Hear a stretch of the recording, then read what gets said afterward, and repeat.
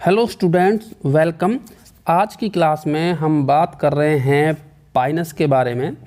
जैसा कि आपको इससे पहले ऑर्डर कोनिफेरल्स के मुख्य लक्षणों के बारे में बताया था, और चूंकि पाइनस जो है वो इसी गण का मेंबर है, तो हम यहाँ इस कोनिफेरल्स जो गण है उसके प्रतिनिधि के तौर पर पाइनस का विस्तार से अध्ययन करेंगे। तो आइए आज की क्लास को शुरू करते हैं। सबसे पहले हम बात कर लेते हैं पाइनस की सिस्टेमेटिक पोजीशन की या इसकी वर्गीकृत स्थिति की। इसका वर्गीकरण किस तरीके का है, तो डिवीज़न जो है इसका, यहाँ पर हम जो क्लासिफिकेशन ले रहे हैं वो प्रोफेसर पंत का ले रहे हैं। पंत के अनुसार जो डिवीज़न है इसका वो कोनिफेरोफाइटा है। इसकी जो क्लास है वो कैनिफेरोप्सिडा है, और ऑर्डर जो है वो कोनिफेरल्स है, और फैमिली जो है इसकी वो पाइनेसी है। इसकी जो फैमिली का नाम है पाइनेसी, वो इसी पाइनस के नाम पर आधारित है। ऑर्डर कोनिफेरल्स के जो कुछ इम्पोर्टेंट जो करैक्टर हैं वो आपको पहले की क्लास में बता दिए गए थे। यहाँ हम कुछ बहुत महत्वपूर्ण जो करैक्टर हैं उसको मैं आपको बता देता हूँ कि पाइनेसी जो फैमिली है उसमें आपको लक्षण देखने को मिलेंगे, जैसे कि स्कूल के जो सदस्य होंगे वो द्विलिंगाश्रय या मोनोसियस होंगे। पाइनस में भी यही स्थिति पाई जाती है, क्योंकि पाइनेसी जो फैमिली है उसी का पादप है पाइनस। तो द्विलिंगाश्रय जो है स्कूल के पादप हमें देखने को मिलेंगे, जिनको हम मोनोसियस भी कहते हैं, अर्थात एक ही पादप पर नर और मादा शंकु जो है वो पाए जाएंगे। इसके अलावा जो हमें यहाँ महत्वपूर्ण लक्षण जो देखने को मिलेगा वो ये मिलेगा कि यहाँ पर जो पत्तियाँ हैं वो हमें निडल शेप में देखने को मिलेंगी, जो सामान्य पर्ण होंगी। इसके अलावा जो स्त्री शंकु होंगे वो सर्पिल क्रम में व्यवस्थित अनेक मेगा स्पोरोफिल से निर्मित होते हैं, जिसमें पाया जाएगा आपका ओविलिफेरस स्केल, और साथ ही साथ ब्रैक्ट स्केल और ओविलिफेरस स्केल के ऊपर जो है पाए जाएंगे दो बीजांड या ओव्यूल। तो ये जो है कुछ महत्वपूर्ण करैक्टर थे फैमिली पाइनेसी के, ऑर्डर कोनिफेरल्स के। अब हम सिस्टमिक पोजीशन के बाद में बात कर लेते हैं पाइनस के वितरण की। जैसा कि आप जानते ही हैं कि पाइनस जो है एक बहुत ही जिम्नोस्पर्म में महत्वपूर्ण पादप है, जिसका विस्तार हम कह सकते हैं कि पूरे विश्व में उत्तरी गोलार्ध से लेकर दक्षिणी गोलार्ध तक पाया जाता है। और यह जो पादप है वो जो हमारे एवरग्रीन फॉरेस्ट हैं उनका एक बड़ा हिस्सा बनाता है, विशेषकर जो पहाड़ी क्षेत्रों में वन पाए जाते हैं, जो शीतोष्ण या टेम्परेट क्षेत्र में, तो वहाँ पर ये जो पादप है वो हमें प्रमुखता से देखने को मिलता है। और इस पादप की हम देखें तो लगभग 100 से अधिक जो जातियां हैं वो पाई जाती हैं विश्व के अलग अलग भागों में। विशेषकर ये जो उत्तरी गोलार्ध है, जो हमारा नॉर्थन हेमिस्फीयर है, उसमें व्यापक रूप से ये पाइनस की स्पीसीज जो हैं वो वितरित हैं।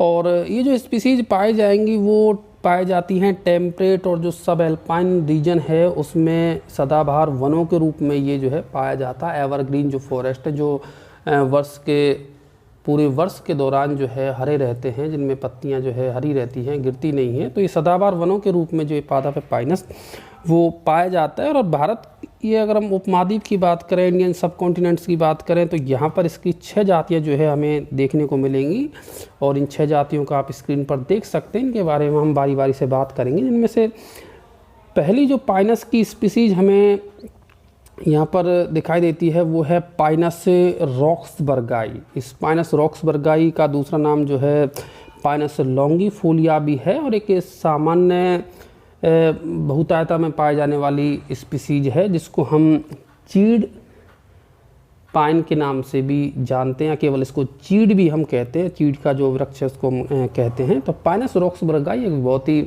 महत्वपूर्ण स्पीसीज है भारत के संदर्भ में, जो कि कश्मीर, पंजाब, हिमाचल प्रदेश, नेपाल, इन क्षेत्रों में पाई जाती है।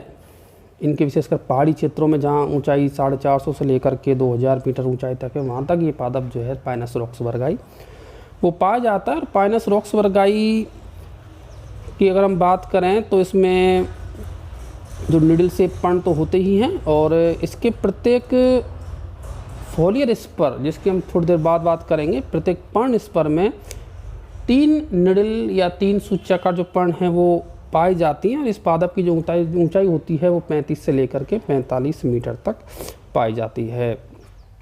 दूसरी हमारी जो स्पीसीज है जो भारत में हमें देखने को मिलती है वो है पाइनस वैलीसियाना। तो पाइनस वैलीसियाना जो है उसको हम कहते हैं ब्लू पाइन या कैल, और ये पाइनस वैलीसियाना जो है इसको हम दूसरा नाम पाइनस एक्सेल्सा भी देते हैं, और यह जाति जो है वो कैल के नाम से प्रसिद्ध है, और यह कश्मीर, हिमाचल प्रदेश और पंजाब के जो पहाड़ी क्षेत्र हैं उनमें यह स्पीसीज पाई जाती है, और इसके जो वृक्ष हैं लगभग 50 या उससे अधिक ऊंचाई मीटर लंबे होते हैं।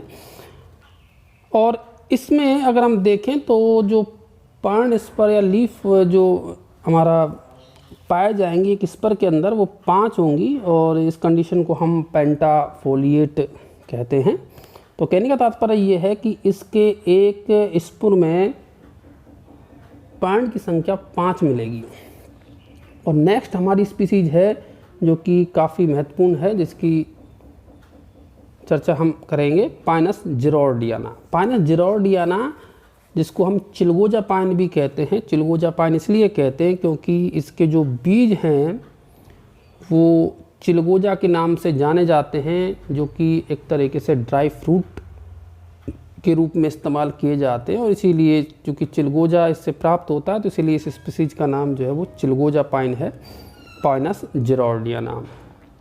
स्टूडेंट्स, ये जो प्रश्न है वो कई बार परीक्षाओं में पूछा गया है कि चिलगोजा किस पादप से प्राप्त किया जाता है या पाइनस की किस जाति से प्राप्त किया जाता है, तो ऐसे में आप पाइनस जिरोर्डियाना इसका उत्तर देंगे। तो इसको हम चिलगोजा पाइन भी कहते हैं, जैसा कि आपको बताया।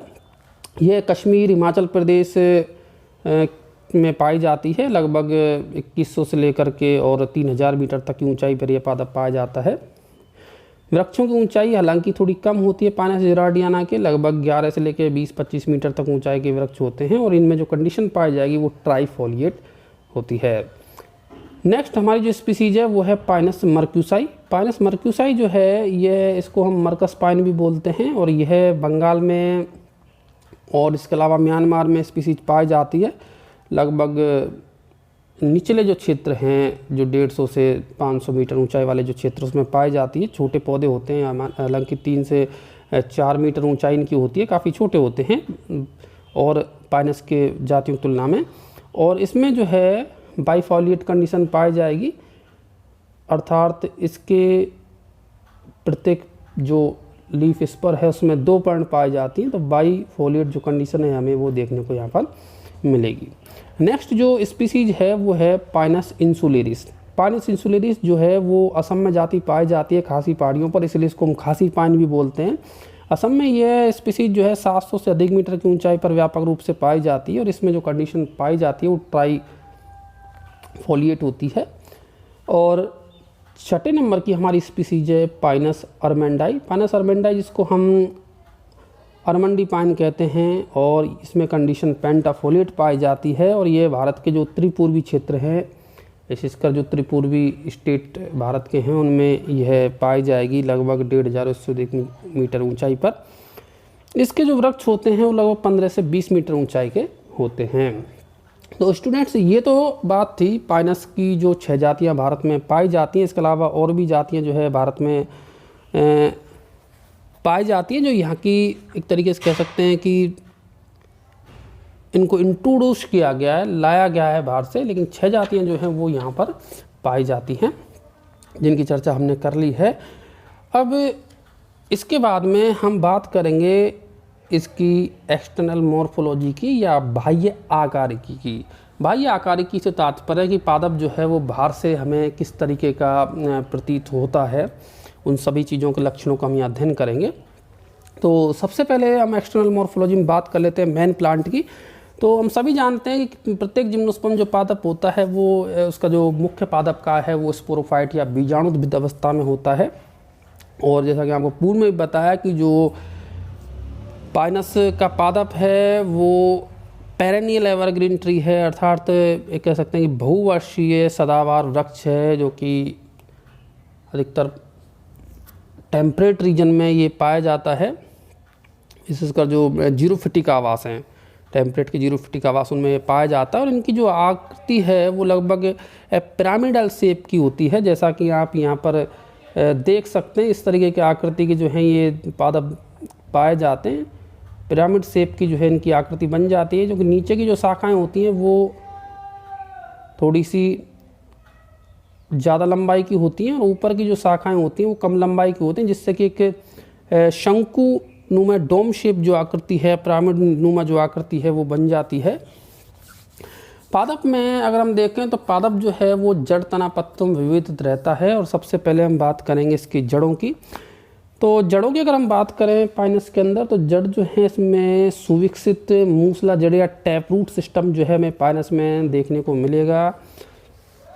और यह जो जड़ें हैं वो बहुत अधिक गहरी एंजियोस्पर्म पादपों की भांति हालांकि नहीं होती हैं, लेकिन ये लैटरल रूप से या पार्श्व रूप से बहुत सघन जो है मूल तंत्र का निर्माण करती हैं। इसलिए जो पौधा है वो मजबूती के साथ में ज़मीन से जुड़ा हुआ रहता है, भली भांति जमा रहता है। और इसका एक जो मुख्य लक्षण है वो आप देख सकते हैं कि माइकोराइजा अर्थात कवक मूल की उपस्थिति मुख्य लक्षण है, क्योंकि जो ये पाइनस की जड़ है इसमें मूलरोम जो है वो बहुत कम विकसित होते हैं। और इनकी जड़ों की जो बाह्य सतह होती है, जो इनकी बाह्य सतहों पर जो है कवक पाए जाते हैं, कवक उपस्थित होते हैं। और ये जो कवक हैं वो मुख्यतः एमेंशिया, क्लेवेरिया, स्क्लेरोडर्मा, बोलेटस आदि जो बैसिडोमाइकोसिटीज के जो सदस्य हैं, इस बैसिडोमाइकोसिटीज के जो मेंबर्स हैं वो इनके साथ में रहते हैं। और इसीलिए जो ये मूल हैं वो कवक मूल या माइकोराइजा कहलाती हैं। और ये भी प्रश्न जो है यूनिवर्सिटी की परीक्षाओं में बार बार पूछा जाता रहा है। तो आप ये लक्षण जो है ध्यान में रखें कि पाइनस में जो है वो कवक मूल पाई जाती है, माइकोराइजा पाए जाते हैं। और ये जो कवक हैं इनकी जड़ों के साथ में एक तरीके से सिम्बायोटिक एसोसिएशन बनाते हैं, या सहजीवी रूप में ये रहते हैं, सहजीवी संबंध स्थापित करते हैं। और ये जो कवक का एक तरीके से कहे कि जो गठबंधन है या संबंध है इसके साथ में, वो होना भी अनिवार्य होता है। तो ये तो बात हुई जड़ की। और जड़ के बाद में हम देख लेते हैं तने को। तने की बात करें पाइनस के, तो पाइनस का जो तना है वो लंबा, बेलनाकार, ऊर्ध्व काष्ठीय शाखित तना होता है। और शाखाएं जो होती हैं वो इसकी मोनोपोडियल होती है। जैसा कि आपको बताया, ये जो है शाखाएं नीचे से थोड़ा सा आकार ज़्यादा ग्रहण करेंगी, ज़्यादा चौड़ाई में जो है फैली हुई होती है। और ऊपर से जो है ये कम लंबाई की होने के कारण एक तरीके से पौधे को जो है एक शंकुनुमा या डोम शेप या कह सकते हैं पिरामिड जैसी आकृति प्रदान करती हैं।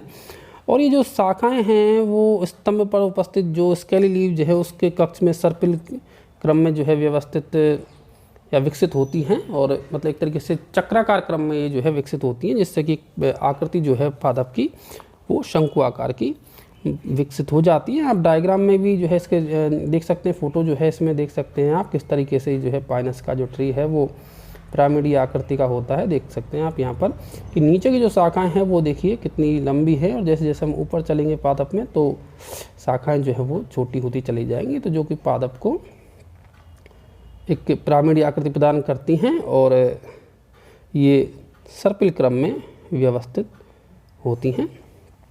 और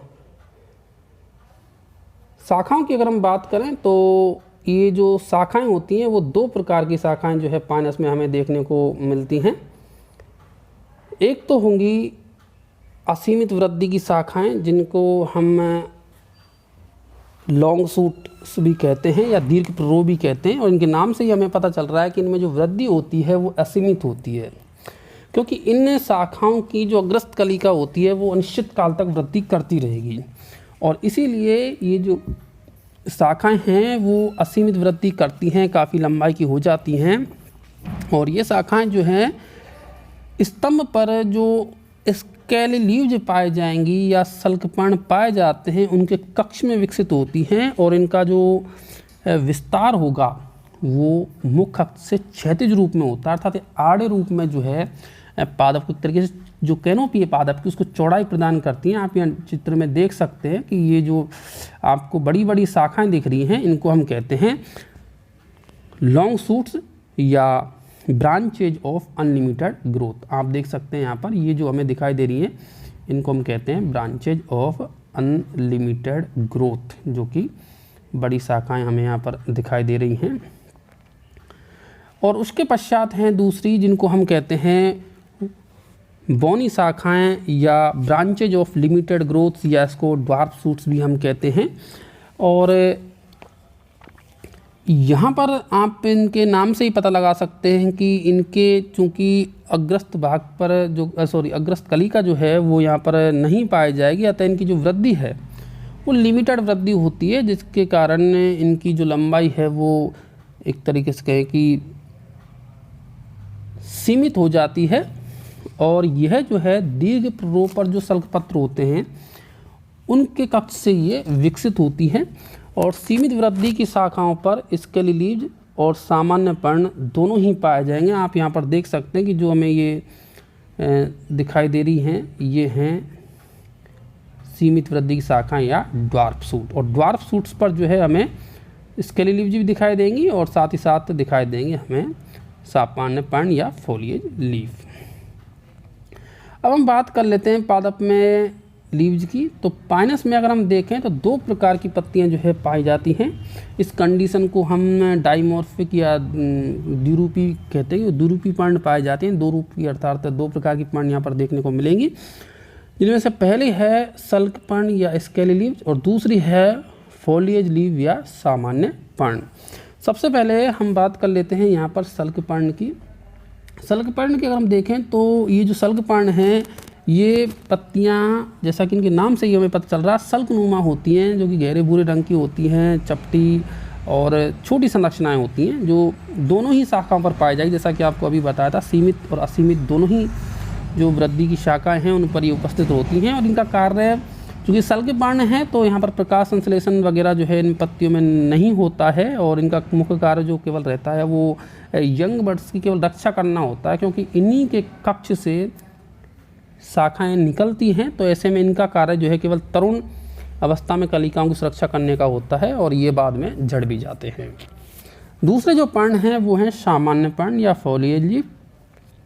फोलिएज लीव जो हैं ये पत्तियाँ सामान्य होती हैं। सामान्य अर्थात ये वही प्रकाश संश्लेषण का कार्य करती हैं। ये लंबी होंगी और सबसे महत्वपूर्ण लक्षण ये है कि ये निडिल शेप होती हैं, सूचाकार होती हैं, सुई के जैसी पत्तियां होती हैं और हरी होती हैं और केवल पाए जाएंगी ये सीमित वृद्धि की शाखाओं पर या केवल ड्वार्फ शूट्स जो रहते हैं आपके उन पर ही उपस्थित रहती हैं ये।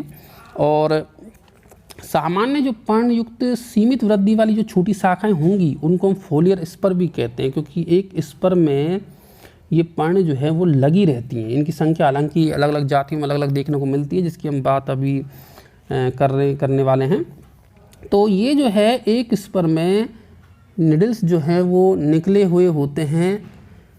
यहाँ पर हमने कुछ जातियों के नाम लिए हैं जिसके पर्ण स्पर में पर्ण की संख्या डिफरेंट होती है। देख सकते हैं आप यहाँ पर पाइनस मोनोफिल्ला जो है उसके प्रत्येक पर्ण स्पर में पर्ण की जो संख्या होगी या निडल की जो संख्या होगी वो 1 होती है। ये देख सकते हैं आप। दूसरी स्पीसीज देखें तो हम पाइनस जो मर्क्यूसाई है उस पाइनस मर्क्यूसाई में ये प्रत्येक पर्ण स्पर में पर्ण की संख्या निडल की संख्या 2 होगी। पाइनस लॉन्गिफोलिया और पाइनस जिरोर्डियाना इसमें प्रत्येक में ट्राइफोलिएट कंडीशन पाई जाती है, जिसमें निडल की संख्या 3 होती है प्रत्येक पर्ण स्पर में। और पाइनस वेलिशियाना और पाइनस अर्मंडाई इसके अतिरिक्त पाइनस एक्सेलसायर में 5 होती है। और यह प्रश्न जो है यूनिवर्सिटी की परीक्षा में पहले भी पूछा जा चुका है कि पाइनस की किस स्पीसीज में पेंटाफोलिएट कंडीशन पाई जाती है या पर्ण स्पर में निडल की संख्या 5 होती है। तो ऐसे में आप पाइनस वेलिशियाना और पाइनस अर्मेंडाई में से भी कोई सी स्पीसीज लिख सकते हैं। तो इस तरीके से ये जो निडल शेप जो पर्ण हैं पाइनस में हमें देखने को मिलती हैं। और आप इस फोटो में भी देख सकते हैं किस तरह की, देखिए आपको निडल दिखाई दे रही है, बिल्कुल ग्रीन जो पत्तियां हैं। सूच्याकार पर्ण आपको यहाँ पर देखिए इसमें बहुत ही बेहतर तरीके से दिखाई दे रही है। हालांकि इसमें ये शंकु लगे हुए हैं जिसके बारे में हम चर्चा बाद में करेंगे, लेकिन आप यहाँ पर इनको बहुत आसानी से अच्छी तरीके से देख सकते हैं कि पत्तियाँ जो हैं वो लंबी होती हैं और बिल्कुल निडल शेप या सूच्याकार जो पर्ण हैं वो पाई जाती हैं, जो कि अब आप यहाँ पर देखिए इसको हम बोलते हैं, ये स्पर है, फोलियर स्पर, जिसमें पर्ण ये लगी रहती हैं। एक फोलियर स्पर में यहाँ पर ये 3 पर्ण जो है हमें दिखाई दे रही हैं। तो इस तरीके से ये जो पत्तियाँ हैं चूँकि ग्रीन हैं, पर्ण है, इनमें पाया जाता है, तो ये प्रकाश संश्लेषण का कार्य करेंगी और अनेक वर्षों तक ये जो है लगी रहती हैं। और ये जो निडल शेप पर्ण का पाया जाना यह दर्शाता है कि पाइनस जो है वो एक जीरोफिटिक पादप है, या एक तरीके से कह सकते हैं कि यह सूच्याकार पर्ण जो है इन पौधों के मरुद्भिद होने का जीरोफिटिक अडेप्टेशन को प्रदर्शित करती हैं। और इसी के साथ हमारी इस पादप की एक्सटर्नल मॉर्फोलॉजी यहीं पर समाप्त होती है। अगली क्लास में हम बात करेंगे पादप के इन जड़ तना पत्तियों के इंटरनल स्ट्रक्चर के बारे में। Thank you.